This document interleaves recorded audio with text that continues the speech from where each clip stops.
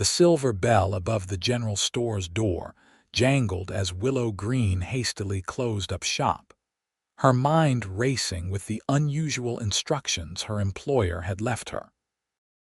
The sun was already dipping below the horizon over Idaho City, Idaho, painting the dusty street in shades of amber and gold on this warm evening in June of 1878. Lock up and take inventory of the new shipment, Miss Greene.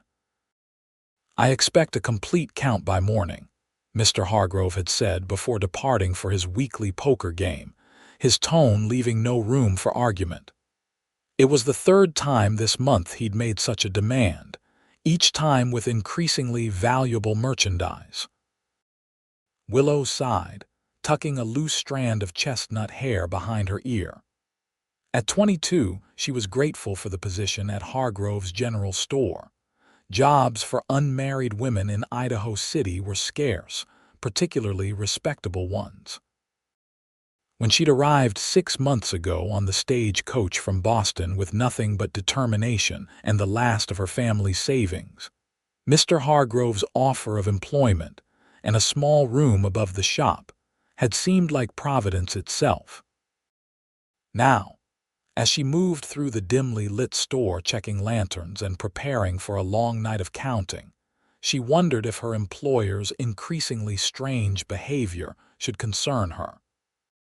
The shipment boxes sat unopened in the storeroom, fine fabrics, jewelry from back east, and other luxury items that seemed oddly extravagant for their frontier town. The sound of footsteps on the boardwalk outside made her freeze. Through the front window, she glimpsed Mr. Hargrove returning, his round figure unmistakable even in the fading light. But instead of entering through the front door, he circled to the back of the building. Curious, Willow moved to the storeroom, listening as the back door opened. She expected him to call out, but instead heard only the scrape of boxes being moved, followed by hushed voices, at least 2 men besides Hargrove himself. "Careful with that, you fool," she heard her employer hiss. "Worth more than you'll see in a lifetime. When's the buyer coming?" Asked an unfamiliar voice. "Tomorrow night. The girl will be out of the way by then." Willow's heart hammered in her chest as she backed away from the door. Out of the way? What did that mean? She retreated silently toward the front of the store, mind racing. The inventory request suddenly made sense. He wanted her occupied while they moved whatever contraband was hidden in those crates. The bell above the front door jangled suddenly, startling her. A tall man stepped inside, pushing back his hat to reveal striking blue eyes and a weather-worn face. She recognized him immediately. Tucker Payne, one of the ranchers from the foothills outside town. He'd been in several times over the past months, always polite, always watching her with an interest she pretended not to notice. "Miss Greene," he said, his voice low and rich. "Apologies for arriving so late. I was hoping to pick up some supplies before heading back to the ranch."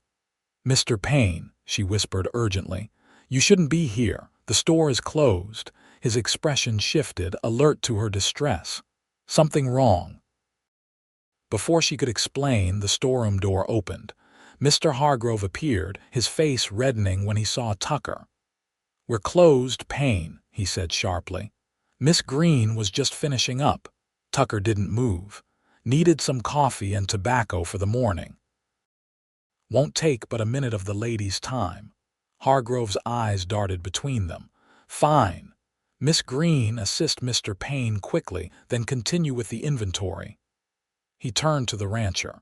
"And you best be on your way before full dark. Roads aren't safe these days." Tucker nodded, his expression giving nothing away. Hargrove retreated to the storeroom, closing the door firmly behind him. "What's happening?" Tucker asked quietly as Willow moved to fetch his items. "I don't know exactly," she whispered, leaning closer as she measured coffee beans. "But there's something wrong. I overheard him with other men, talking about valuable merchandise and a buyer coming tomorrow." She hesitated. And about me being out of the way by then. Tucker's jaw tightened. Smuggling, most likely. There's been talk of stolen goods coming through these parts. He paid for his purchases, his movements unhurried despite the tension between them. "I'll be back," he said softly. "Keep your wits about you." After he left, Hargrove emerged, watching as Willow locked the front door. "You can go now, Miss Greene," he said, his tone unexpectedly sharp. "I've decided to handle the inventory myself tonight." Relief flooded her. "Thank you, sir. I'll just get my shawl." "No need," he interrupted, blocking her path to the stairs leading to her room. "I need complete concentration. You can collect your things in the morning." "But where am I to go at this hour?" she asked, confusion mingling with growing apprehension. "The boarding house has rooms," he replied dismissively. "Now off with you." Willow hesitated. Her savings were upstairs, along with her mother's locket, the only valuable she owned. "Sir, I really must get I said go." Hargrove's voice rose dangerously, his face flushing. "Or perhaps we need to reconsider your position here altogether." The threat hung between them. Willow swallowed hard, calculating her options. The boarding house was expensive, and without her savings, she wouldn't last a week. But arguing further seemed unwise given the dangerous undercurrent she sensed. "Very well, Mr. Hargrove. I'll return in the morning." She moved toward the door, but as her hand touched the knob, she heard the distinctive click of a key turning in a lock, the storeroom door closing. She turned the front doorknob. It didn't budge. "Mr. Hargrove," she called, struggling to keep her voice steady. "The door appears to be locked." Silence answered her. Then footsteps retreated toward the back of the store. "Mr. Hargrove," she called more loudly, rattling the doorknob. "You've locked me in." The back door opened and closed. Willow ran to the rear window just in time to see Hargrove and two unfamiliar men disappearing into the darkness, heading toward the saloon. Fear crystallized into understanding. She wasn't meant to leave tonight or perhaps ever. Whatever scheme Hargrove was involved in, she had become a liability.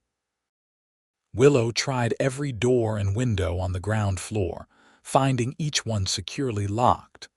The stairs to her room remained her only option. Perhaps from the upstairs window she could signal for help or even find a way down. She had just reached the top of the stairs when she heard voices outside the store. Peering from her window, she saw a group of men approaching, their faces obscured by the darkness but their intentions clear from their furtive movements.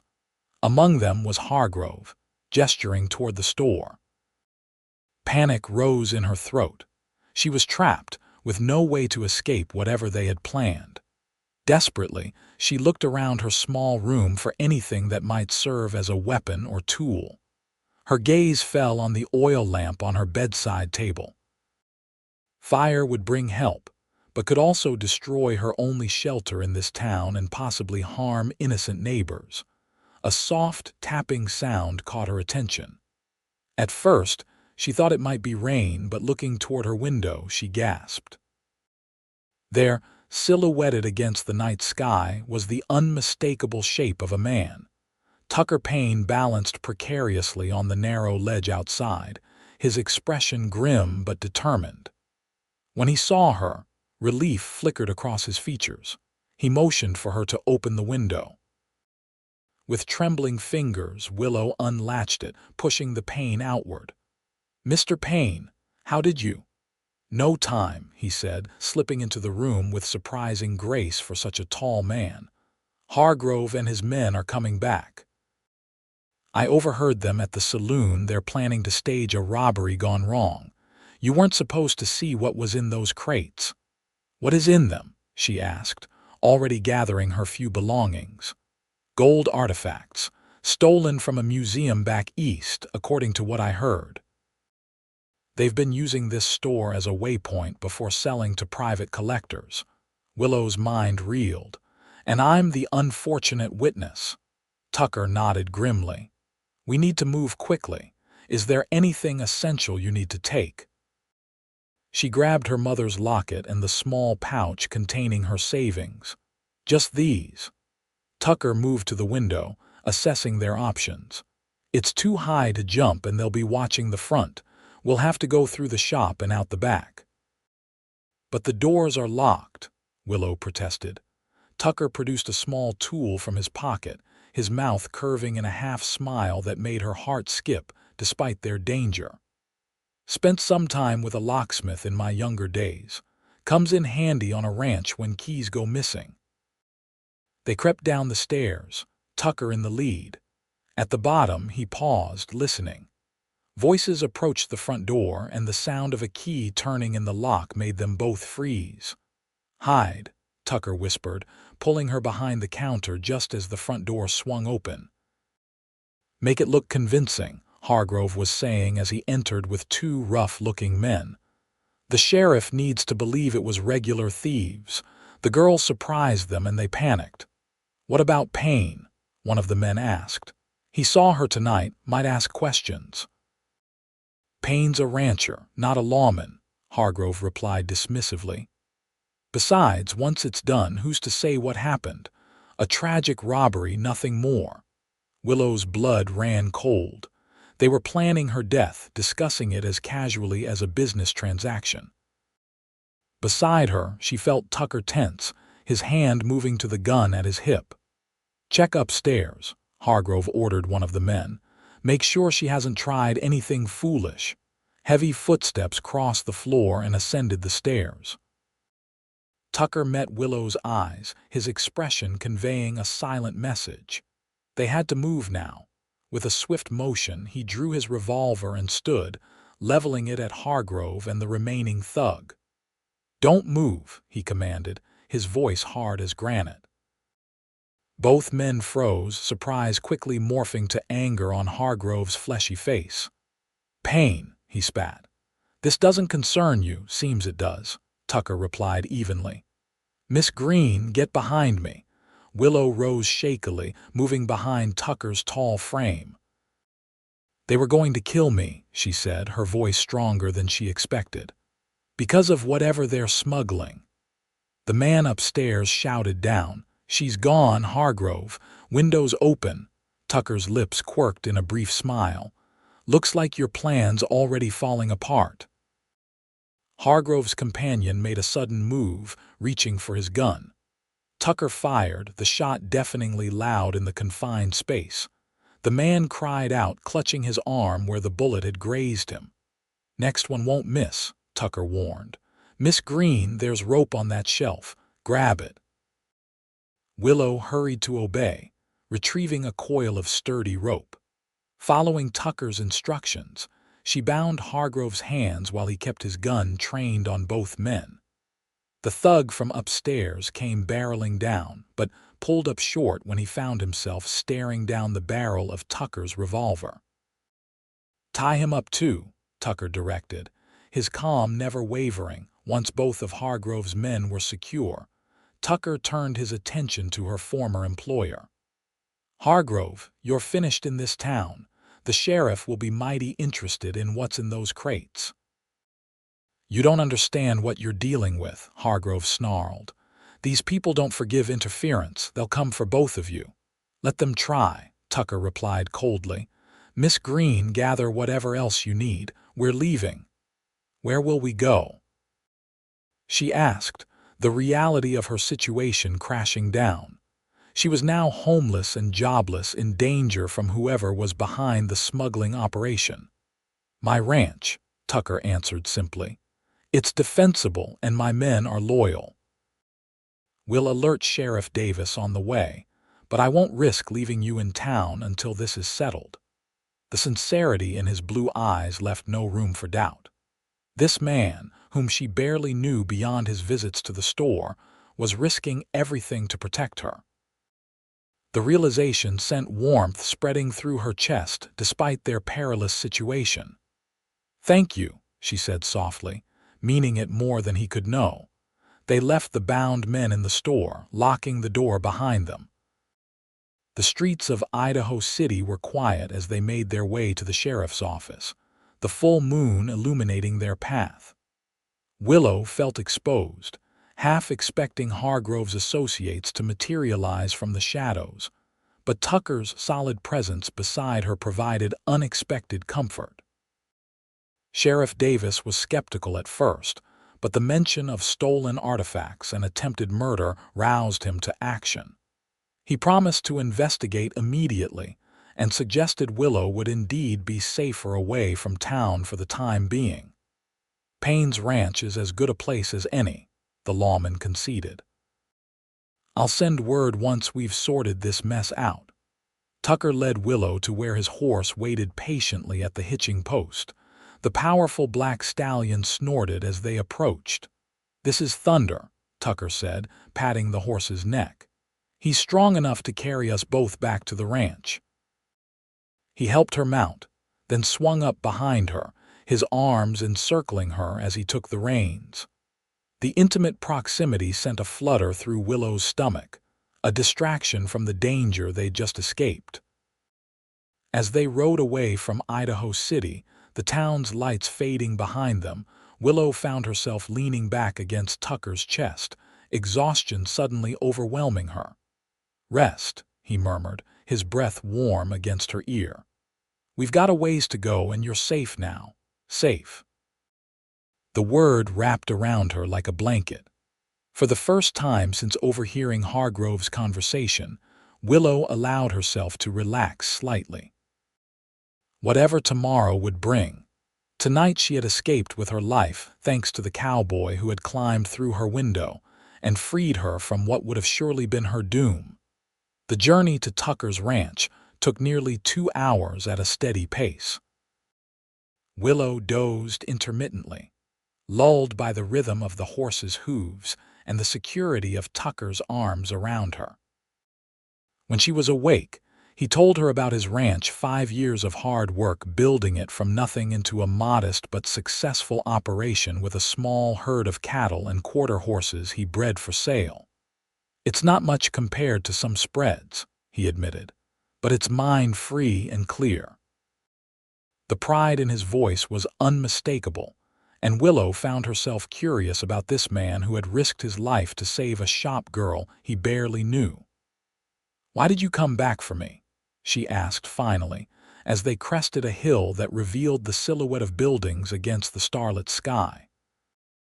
Tucker was quiet for a moment. "I've been coming to that store more often than I needed to for months," he said finally, his voice low. "Not for supplies." The implication hung in the air between them, warming Willow's cheeks despite the cool night. Before she could formulate a response, Tucker continued. "Besides, I know what it's like to be alone with no one to turn to. When I first came west, I nearly died in a blizzard. A stranger took me in, nursed me back to health, never asked for anything in return." He paused. "Some debts you don't repay to the person who helped you. You pass them on." They crested another rise, and suddenly the ranch lay before them, a sturdy main house with a wide porch, several outbuildings and corrals where shadowy forms of horses moved in the moonlight. A dog began barking as they approached, soon joined by others. "Home," Tucker said simply, a note of satisfaction in his voice. Light spilled from the main house as they dismounted, and an older man with a shock of white hair emerged, shotgun in hand. "Tucker, that you?" he called, lowering the weapon as he recognized his boss. "It's me, Pete," Tucker confirmed, helping Willow down from the horse. "We've got a situation. This is Miss Greene from town. She'll be staying with us for a while." Pete's bushy eyebrows rose, but he asked no questions. "I'll wake Martha to prepare a room." "Thank you," Tucker said, then turned to Willow. "Pete and Martha Mason have been with me since I started this place. They're good people, you can trust them." Martha proved to be a no-nonsense woman in her 60s who fussed over Willow like a mother hen, providing a hot bath, clean nightclothes, and a simple but delicious late supper, before showing her to a comfortable bedroom. "You've had quite a night by the looks of you," the older woman commented, turning down the bed. "Rest now. Questions can wait till morning." Exhaustion claimed Willow almost as soon as her head touched the pillow. She fell into a dreamless sleep, the events of the evening temporarily held at bay by the safety of Tucker Payne's ranch and the kindness of its inhabitants. Morning arrived with the crowing of roosters and the distant lowing of cattle. For a disorienting moment, Willow couldn't place where she was. Then the memories flooded back Hargrove, the locked store, Tucker's rescue, the midnight ride to the ranch. She dressed quickly in the clothes Martha had cleaned overnight, then made her way downstairs. The kitchen was warm and fragrant with the smell of coffee and biscuits. Tucker sat at the large wooden table with Pete, both men rising when she entered. "Miss Greene," Tucker greeted her, his blue eyes warming as they took in her appearance. "I hope you slept well." "Better than I had any right to, given the circumstances," she replied honestly. "Please call me Willow. After what you've done for me, formality seems unnecessary." A smile transformed his weathered face, making him look younger.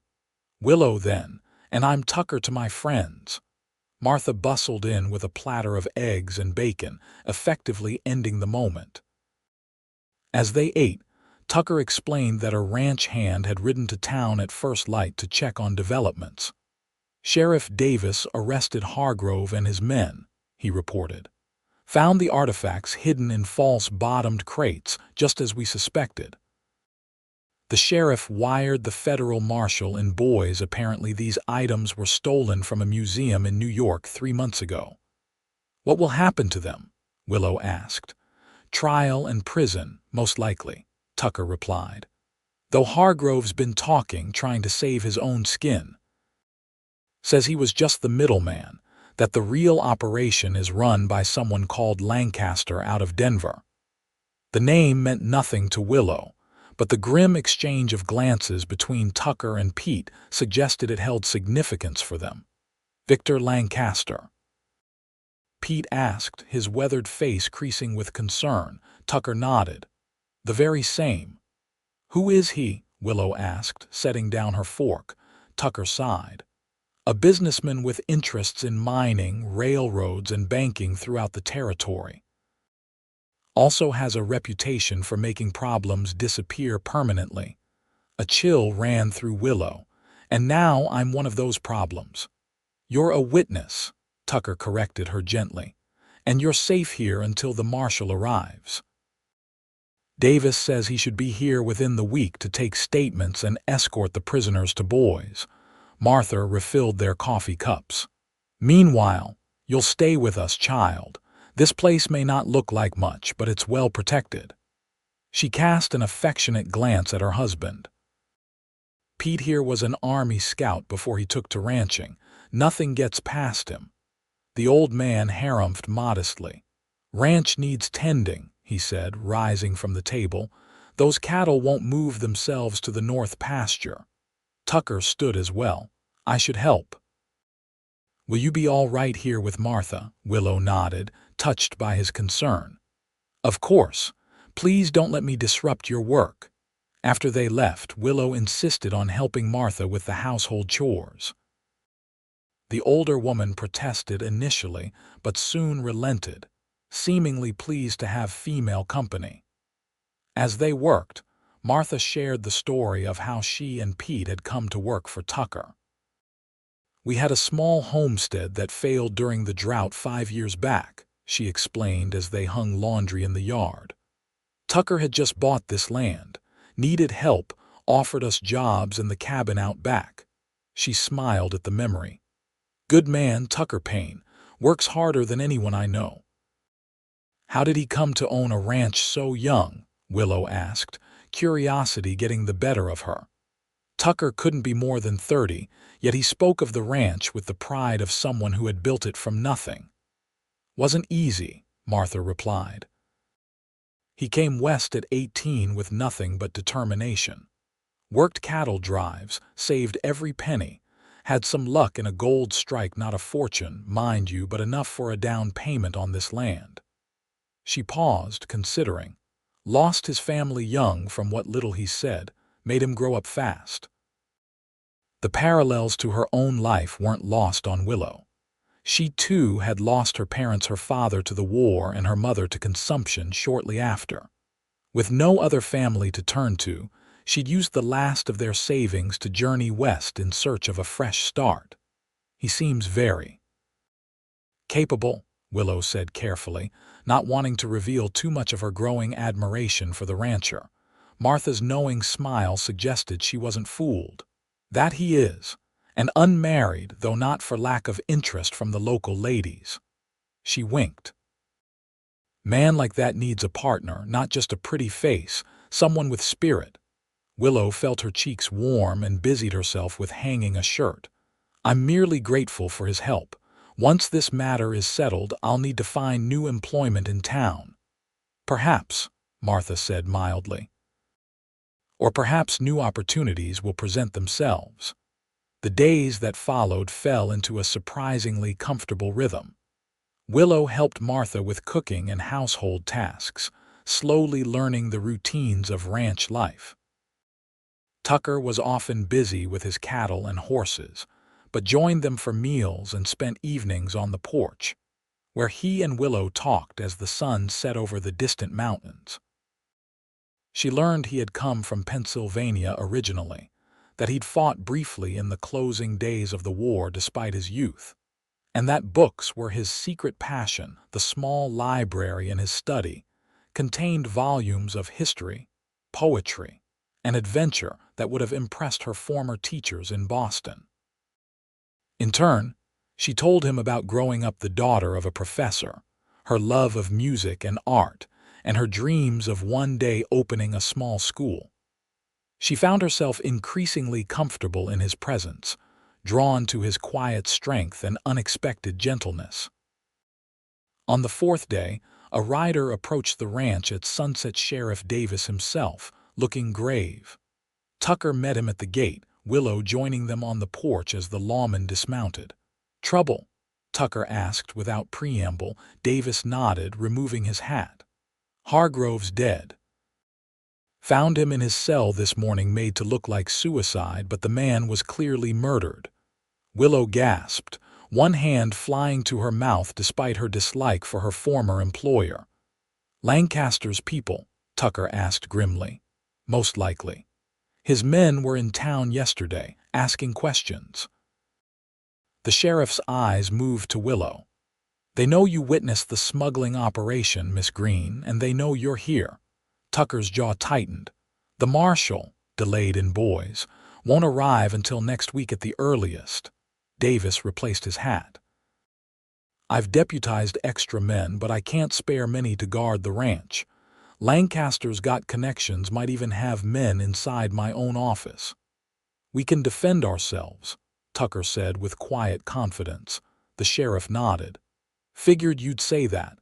I brought extra ammunition just in case." He hesitated. "Tucker, these aren't ordinary outlaws. Lancaster's men are professionals, former soldiers, bounty hunters. They won't stop until they've silenced any witnesses." "Neither will I," Tucker replied, his voice hardening. "Miss Greene is under my protection now." After the sheriff departed, Tucker called a meeting in the main house.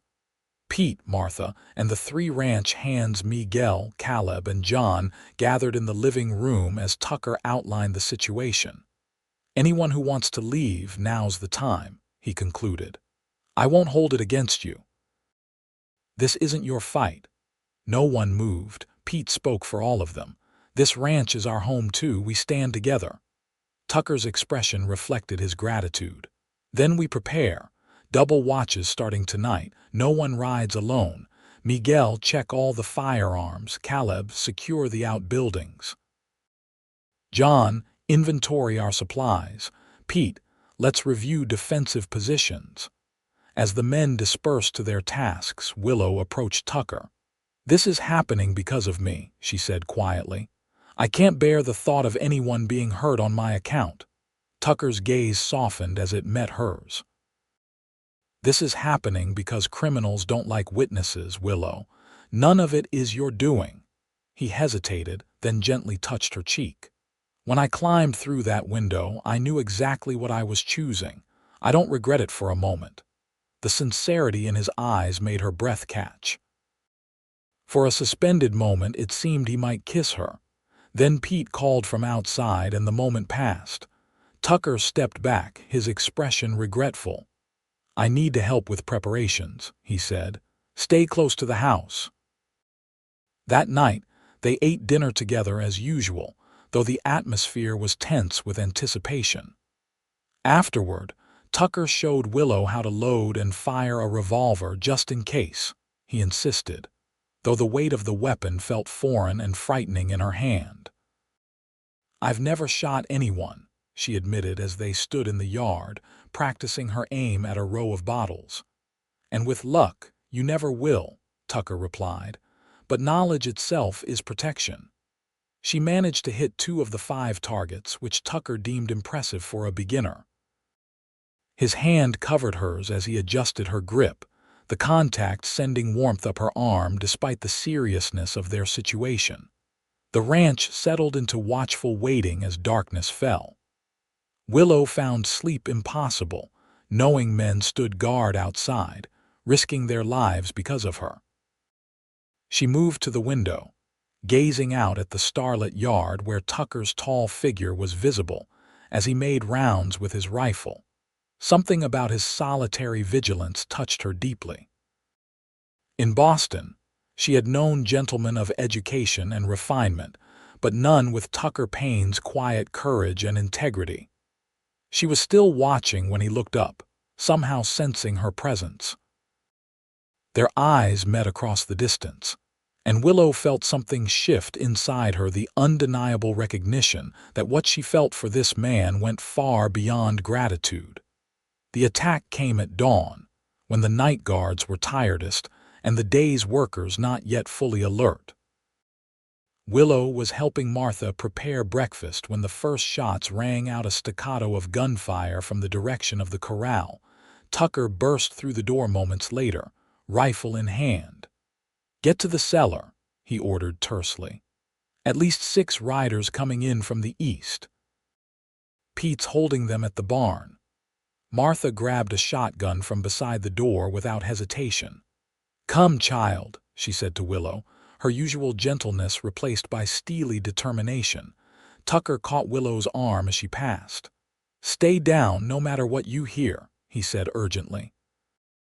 His eyes held hers for a heartbeat. "I'll come for you when it's safe." Before she could respond, he was gone, shouting orders to the ranch hands as he raced toward the sound of gunfire.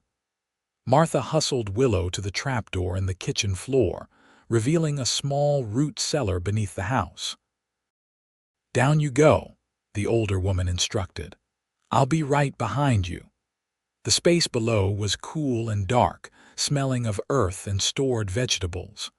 Martha pulled the trapdoor closed above them, then lit a small lantern that cast eerie shadows on the rough walls.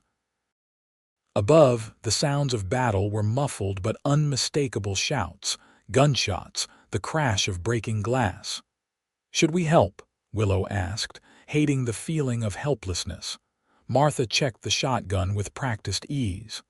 "Tucker and the boys know what they're doing. We help by staying alive and guarding this position." She nodded toward the ladder. "Anyone comes through that door who isn't ours, they'll regret it." Tense minutes stretched into an hour.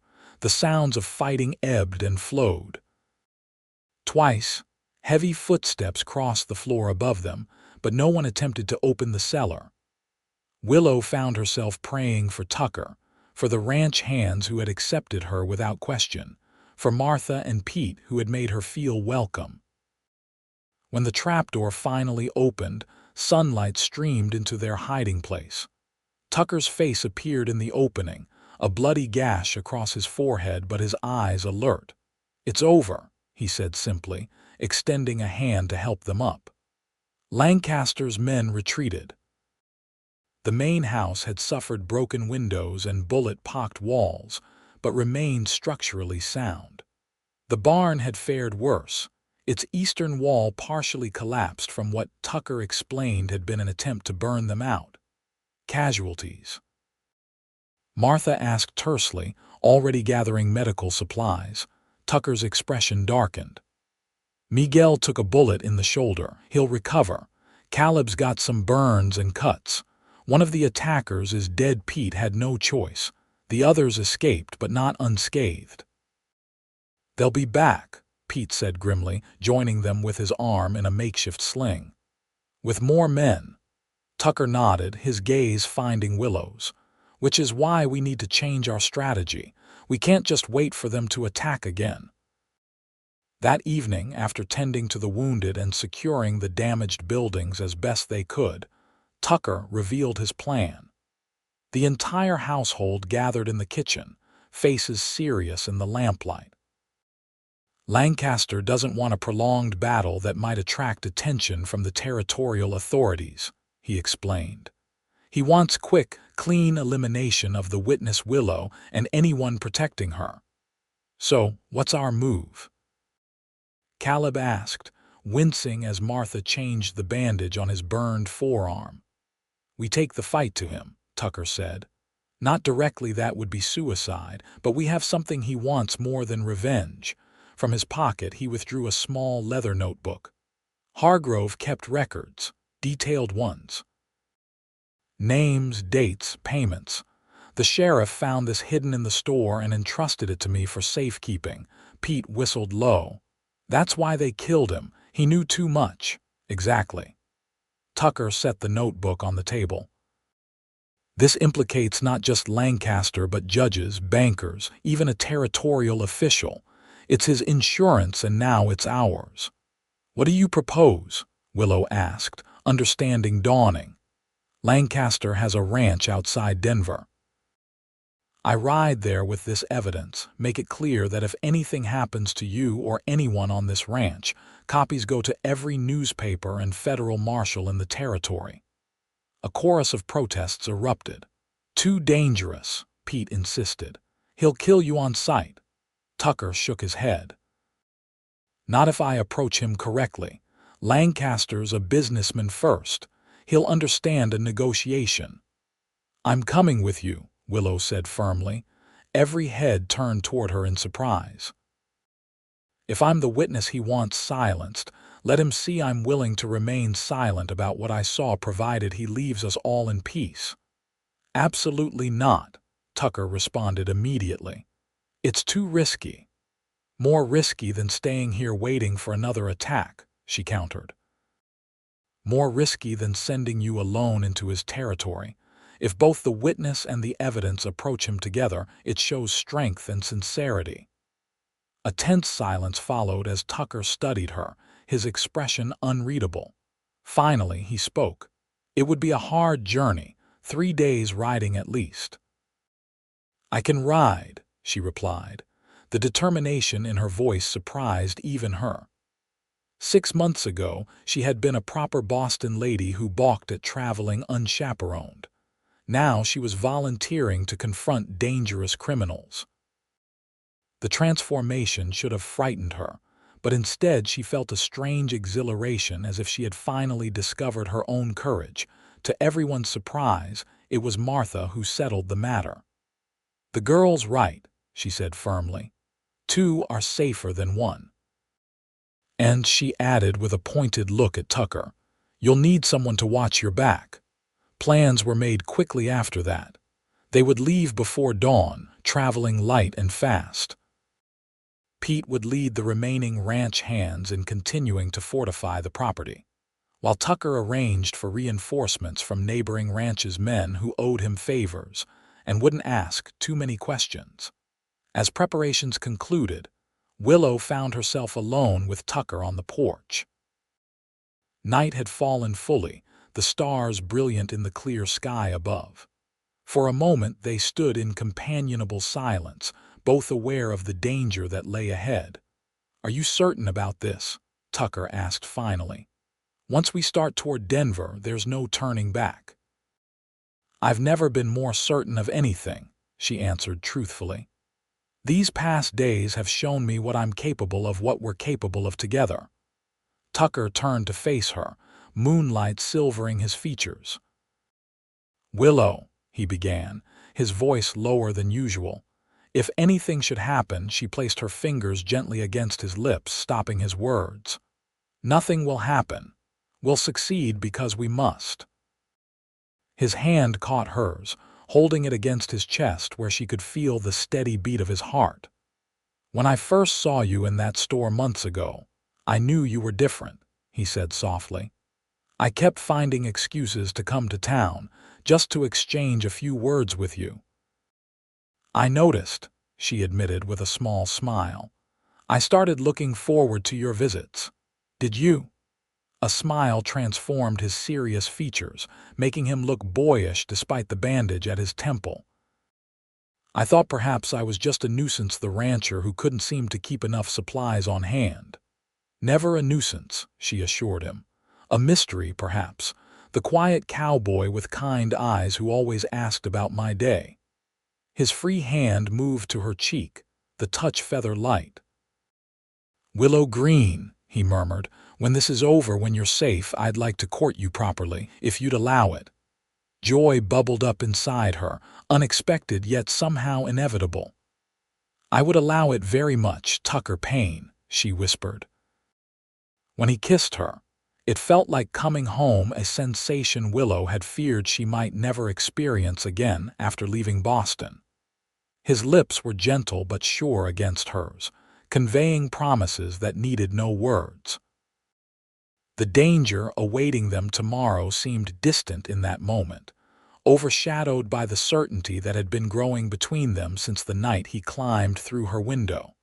They departed at first light, mounted on Tucker's best horses. He had chosen the buckskin gelding named Scout for Willow, assuring her the horse was sure-footed and calm under pressure. His own mount was Thunder, the powerful black stallion that had carried them both from town on the night of her escape. Pete and Martha saw them off, faces solemn in the gray dawn light. 3 days to Denver if the weather holds," Tucker reminded them.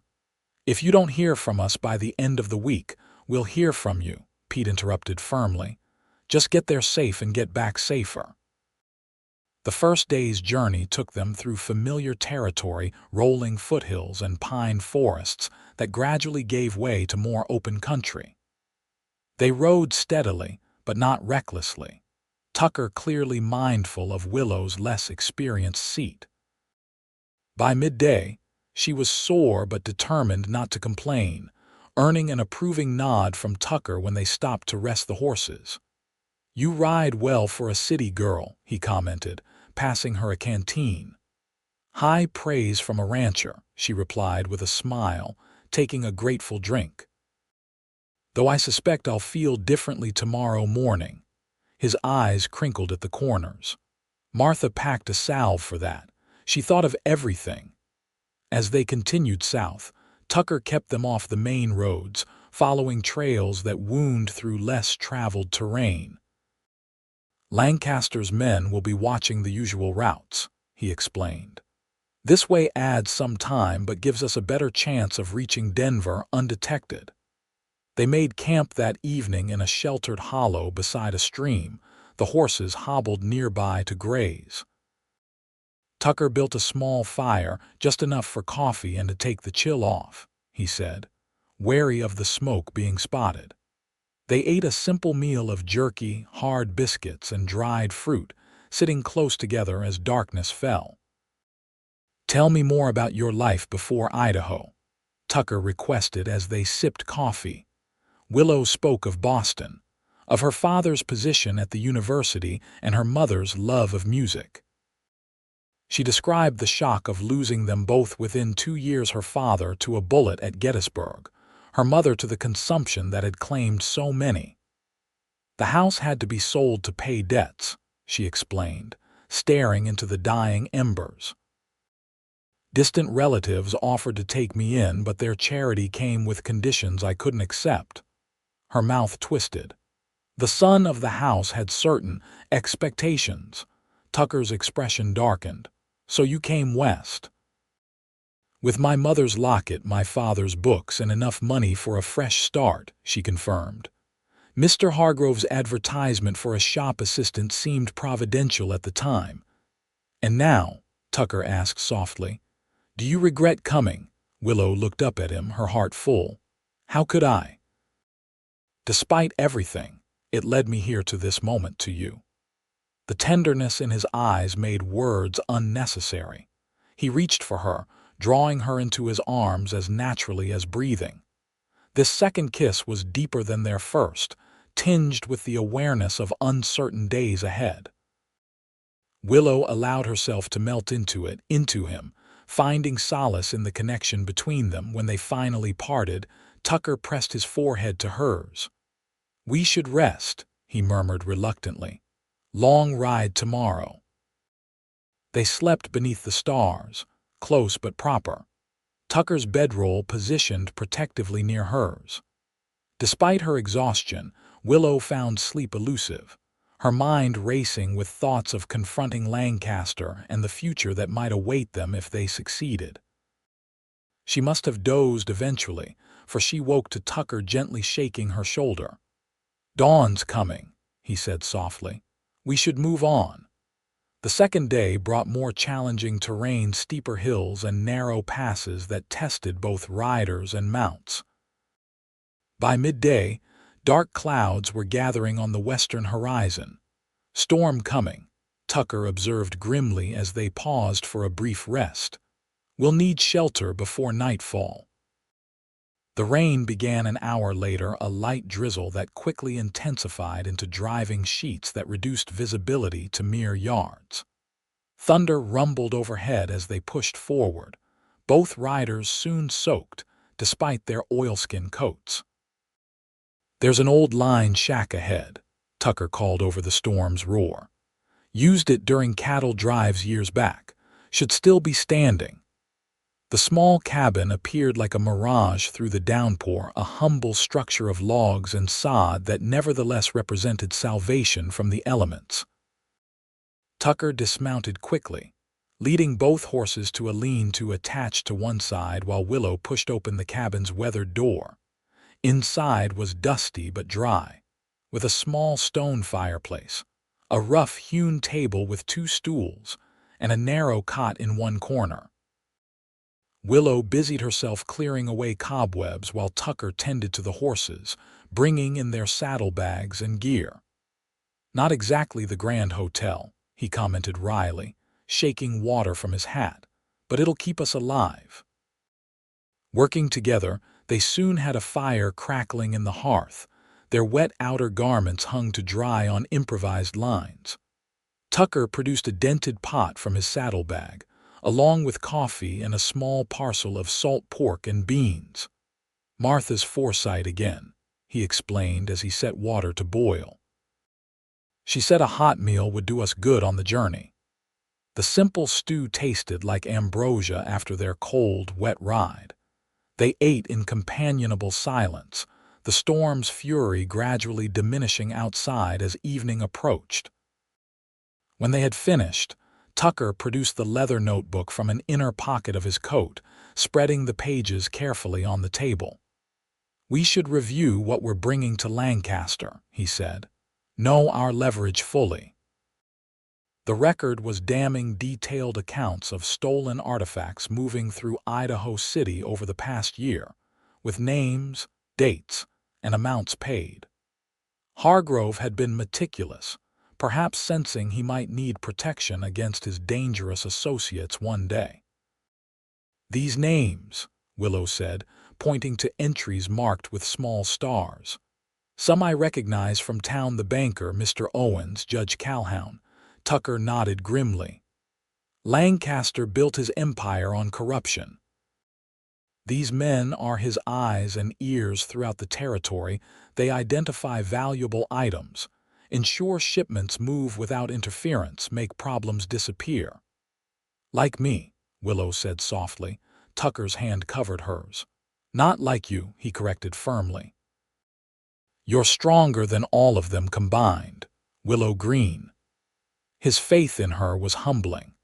This man, who had every reason to avoid entanglement in her problems, had instead embraced her without hesitation. The realization of how much she had come to care for him in such a short time was both frightening and exhilarating. "What happens after?" she asked suddenly. "If Lancaster agrees to leave us be, what then?" Tucker looked at her steadily across the flickering firelight. "That depends on what you want, Willow. The ranch isn't much compared to Boston, but it's a good life. There's room for dreams there, perhaps even a small school someday, if a certain teacher were interested." Her heart swelled at the implied invitation at the future he was cautiously offering. "And the teacher's position would include room and board, I presume?" she asked, a smile tugging at her lips. "The position would include whatever the teacher required to be happy," he answered seriously. "Including the heart of a certain rancher if she wanted it." Willow's breath caught. Even in the direst circumstances, this man managed to surprise her with his straightforward honesty.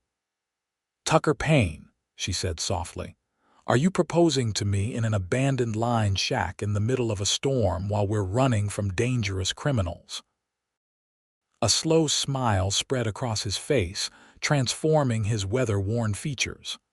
"I suppose I am, at that," he admitted, "though I had planned something more conventional once we were safely home." "Home," she repeated, the word resonating through her. She rose from her stool, moving around the table to stand before him. "I think I would like that very much, a home with you." He stood, gathering her hands in his. "Is that a yes, then?"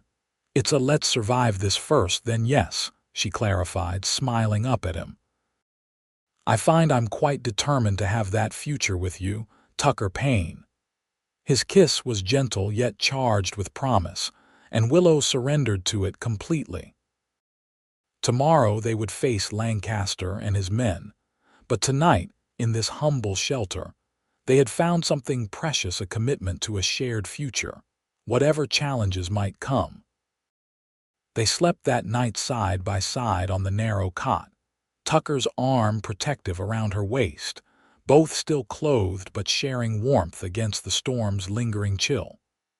Willow drifted off to the steady rhythm of his breathing, feeling safer than she had any right to given their circumstances. Morning brought clearing skies and renewed determination. They left the line shack at dawn, pushing their mounts at a faster pace now that Denver lay just a day's ride away. Tucker was quieter than usual, his mind clearly focused on the confrontation to come. "Lancaster's ranch is called Clearwater," he explained as they rode.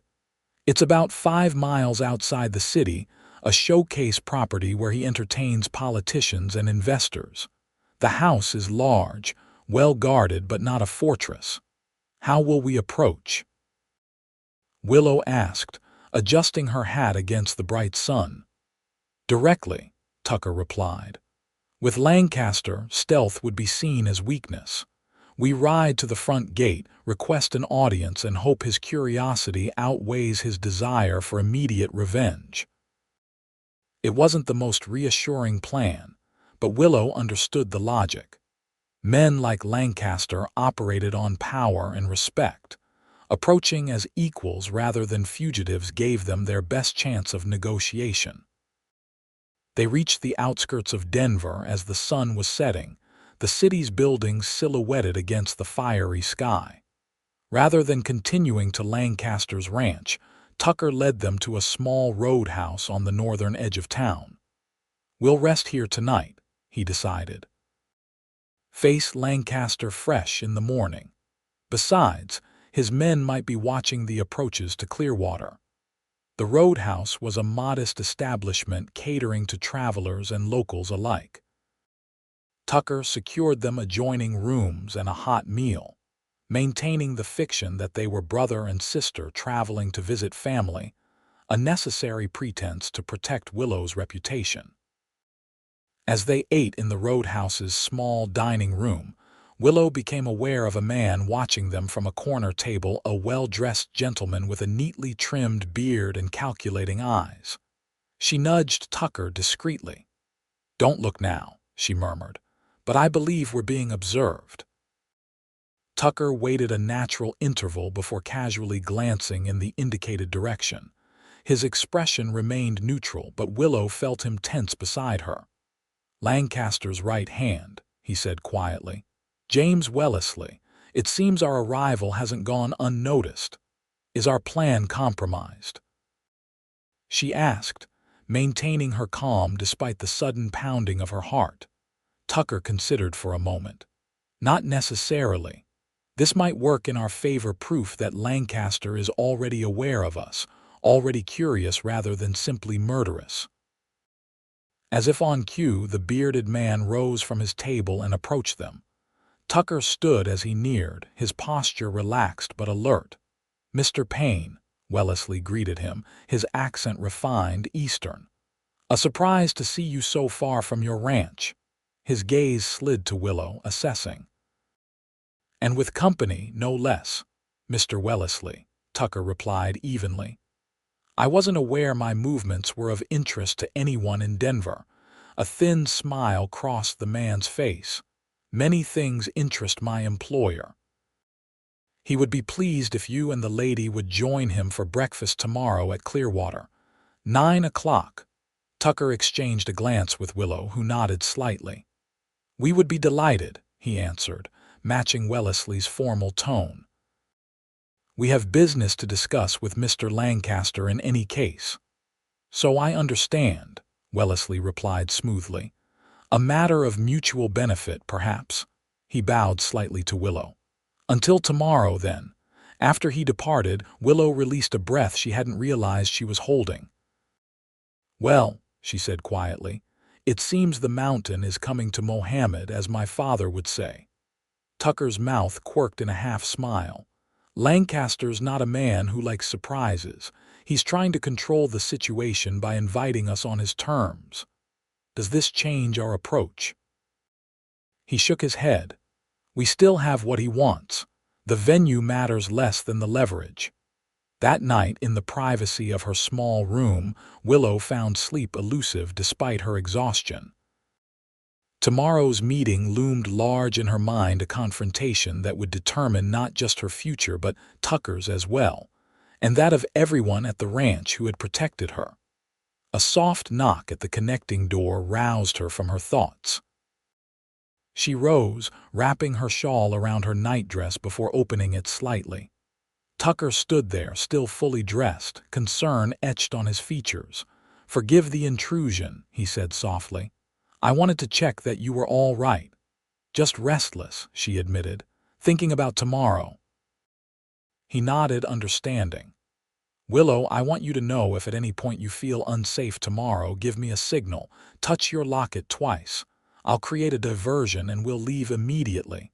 Lancaster be damned." The fierce protectiveness in his voice warmed her. "And the consequences?" "We'll face them together," he said simply. "Your safety matters more than any deal." Impulsively, she reached for his hand. "I'm not afraid, Tucker, not with you beside me." His fingers tightened around hers. "Try to rest," he murmured. "Tomorrow will require all our wits." Morning arrived all too soon. Willow dressed with particular care in the best outfit she had brought, a modest but well-made blue dress that Martha had altered to fit her perfectly. Her mother's locket hung at her throat, both sentimental talisman and potential signal. When she emerged from her room, she found Tucker similarly prepared in his best shirt and vest, his usual rancher's attire exchanged for something more appropriate for a business meeting. "You look beautiful," he said simply, offering his arm. They rode to Clearwater in silence, each absorbed in their own thoughts. The ranch itself proved to be everything Tucker had described: a sprawling estate with manicured grounds, white-painted fences, and a main house that would not have looked out of place in the wealthier suburbs of Boston. Armed men patrolled discreetly but visibly. a reminder of the power they were challenging. At the main gate, they were met by Wellesley himself, who escorted them to the house with cool courtesy. Inside, the opulence continued: fine furniture, expensive carpets, paintings that Willow recognized as works by notable artists. Wealth acquired through legitimate business, perhaps, but also through the theft and smuggling they had uncovered. Victor Lancaster awaited them in a sun-filled morning room, standing as they entered. He was older than Willow had expected, in his 60s, with silver hair and penetrating gray eyes that missed nothing. He greeted them with the polished manners of a gentleman, offering coffee and breakfast pastries as though this were a social call rather than a negotiation with life or death stakes. "Mr. Payne," he said once they were seated, "I must confess you've proven more resourceful than I anticipated. Few men would have the courage or the foolhardiness to bring Miss Greene directly to my door." "I prefer directness to subterfuge," Tucker replied calmly, "especially when innocent lives are at stake." Lancaster's eyebrow rose. "Innocent?" "Miss Greene witnessed a private business transaction and has caused me considerable inconvenience as a result." "A transaction involving stolen artifacts," Willow said, finding her voice. "Mr. Hargrove was planning my death to protect your operation." "I would call that considerably more than inconvenience, sir." A flicker of surprise crossed Lancaster's face at her boldness. "You're not what I expected, Miss Greene," he said after a moment. "Hargrove described you as a meek shop girl, easily intimidated." "People often see what they expect to see," she replied evenly. Lancaster studied her, then turned his attention to Tucker. "You've brought Hargrove's records, I assume. That's the leverage you're counting on." Tucker removed the leather notebook from his coat. "Complete documentation of your operation through Idaho City: names, dates, items, payments. Enough to interest every federal marshal in the territory." "And copies have been made, I presume?" Lancaster asked, his tone making it clear he expected nothing less. "Multiple copies," Tucker confirmed, "with instructions for their release should anything happen to either of us or to anyone at my ranch." Lancaster leaned back in his chair, fingers steepled.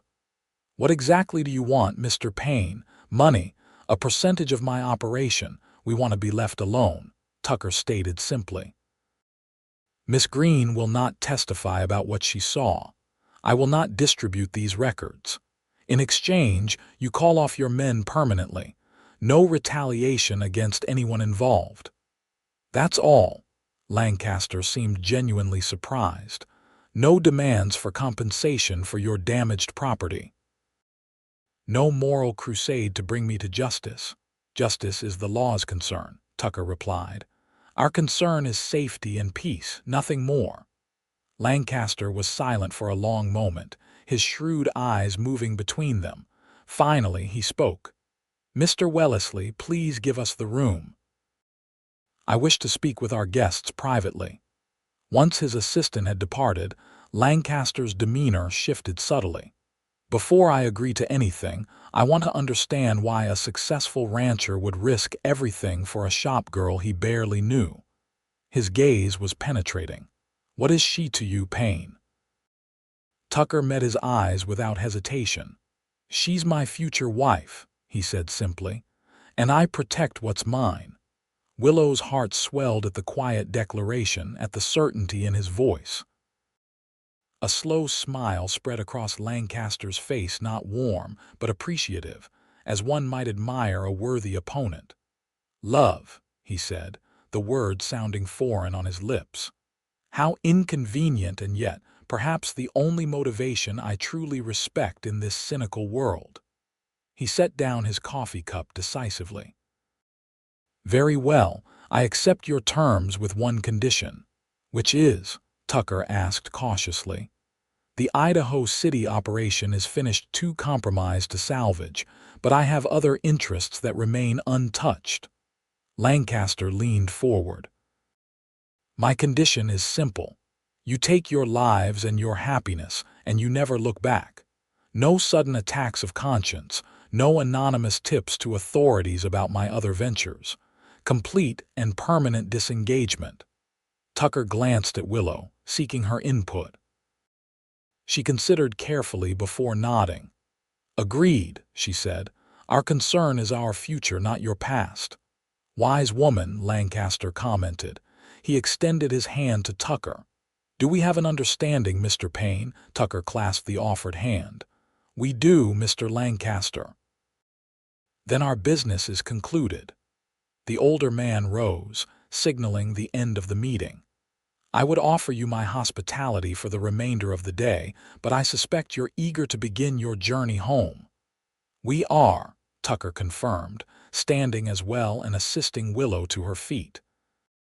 As Wellesley escorted them back to their horses, Lancaster called after them. Miss Greene, he said, his voice carrying across the manicured lawn, I don't often miscalculate people so thoroughly. It's refreshing to be surprised. His eyes moved to Tucker. Take good care of her, Payne. Women of spirit are rare treasures in this world.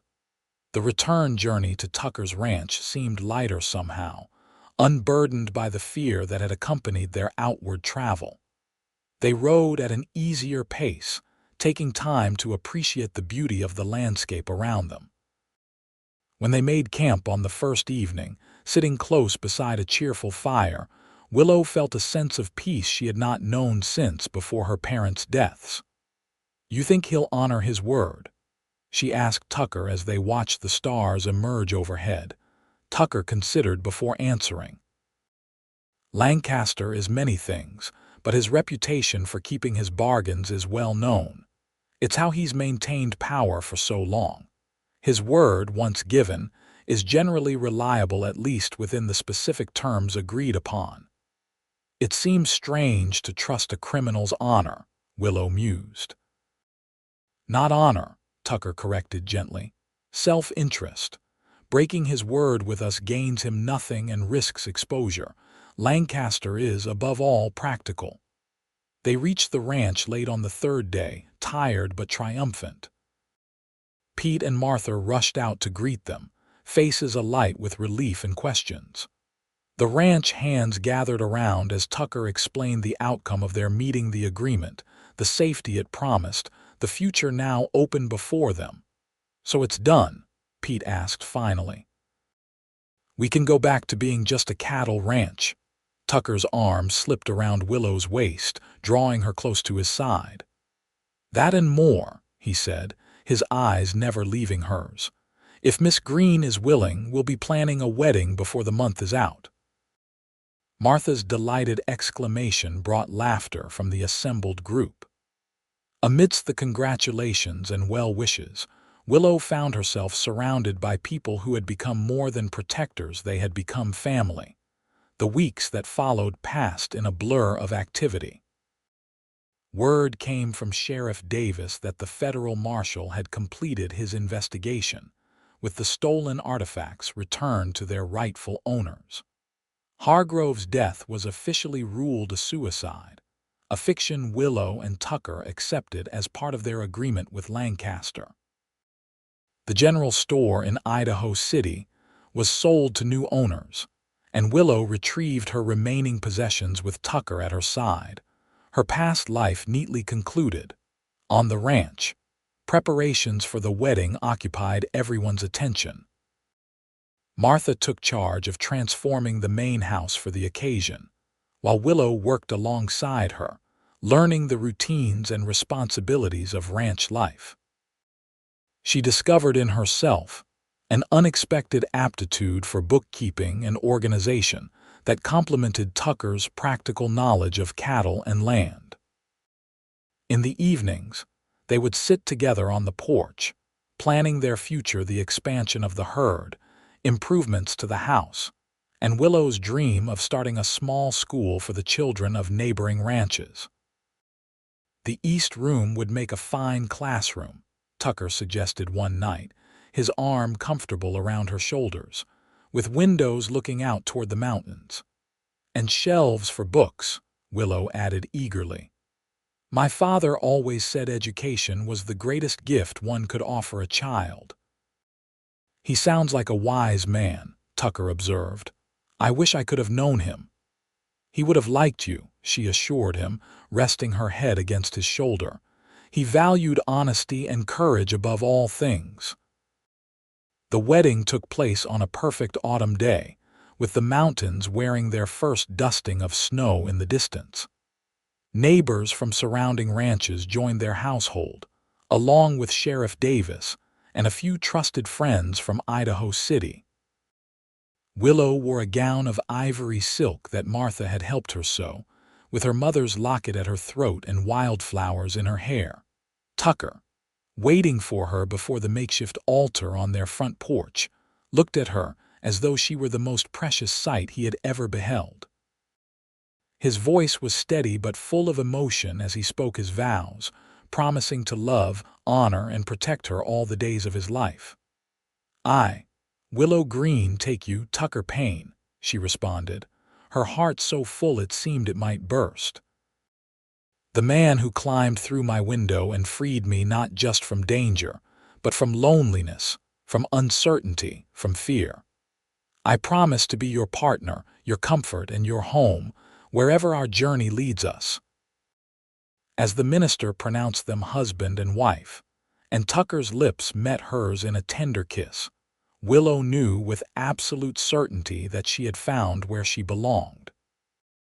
The path that had led her west, through loss and danger and uncertainty, had ultimately delivered her to this moment, this man, this life that now stretched before them full of promise. The celebration continued well into the evening, with music and dancing in the yard under strings of lanterns.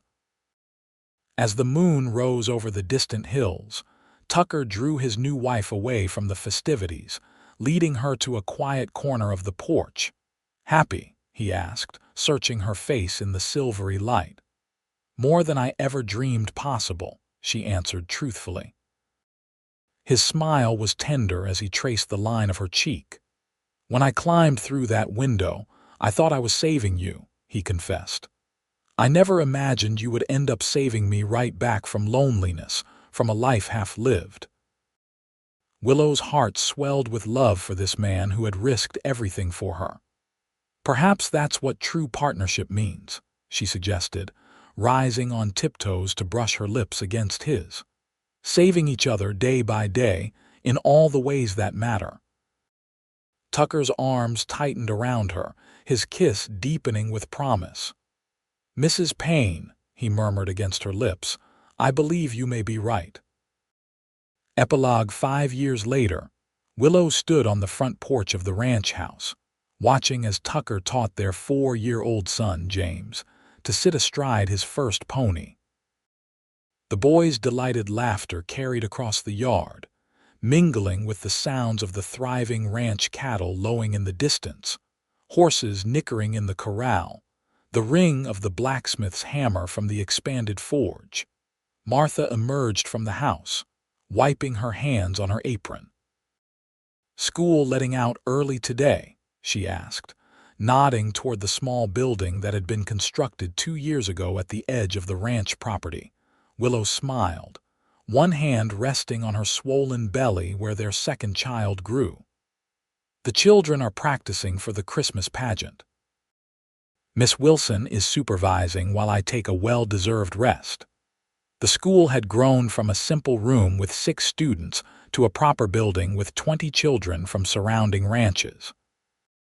The young teacher Willow had hired last year allowed her to divide her time between teaching and family.